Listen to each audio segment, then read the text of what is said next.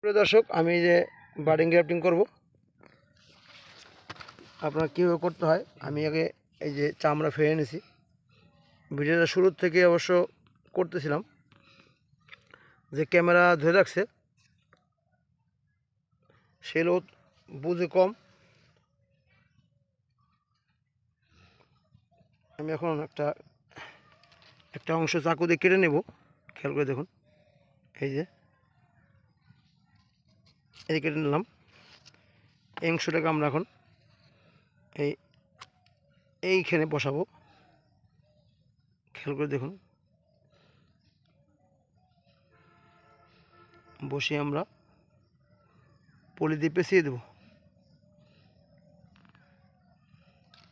এই যে আমরা গ্রাফটিং করলাম, এখন একটা টেপ দিয়ে, গ্রাফটিং টেপ দিয়ে এটাকে সুন্দর করে পেঁচাতে হবে। ভালো করে না বসালে কিন্তু এটা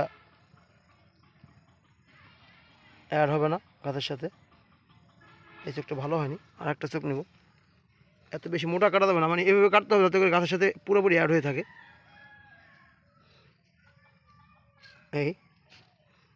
এখান থেকে সমান করে কেটে নিতে হবে আগে। এই যে সমান করে কেটে নিলাম আমি। এখন এই অংশটাকে আমরা এই গাছের যে বাকল আছে, বাকলের মাঝখানে আমি বসাবো। এই দেখুন বসাচ্ছি, আমরা বসিয়ে দিলাম। এখন আমরা কী করবো, টেপ দিয়ে এই পলি দিয়ে আমরা এটাকে সুন্দর করে পেঁচাবো, যাতে করে পুরোপুরি গাছটার সাথে অ্যাড হয়ে যায়। শক্ত করে পেঁচাবো যাতে করে এই গাছের সাথে পুরো বাকলটা যেন 100% অ্যাড হয়ে থাকে। এটা খেয়াল রাখতে হবে। খেয়াল করুন, দেখুন আমরা পেঁচাচ্ছি, এবং এটার যে অংশটা আপনারা চোখ মেলবে সেই অংশটাকে খোলা, ইচ্ছা করলে খোলা রাখতে পারেন, ইচ্ছা করলে আটকে দিতে পারেন।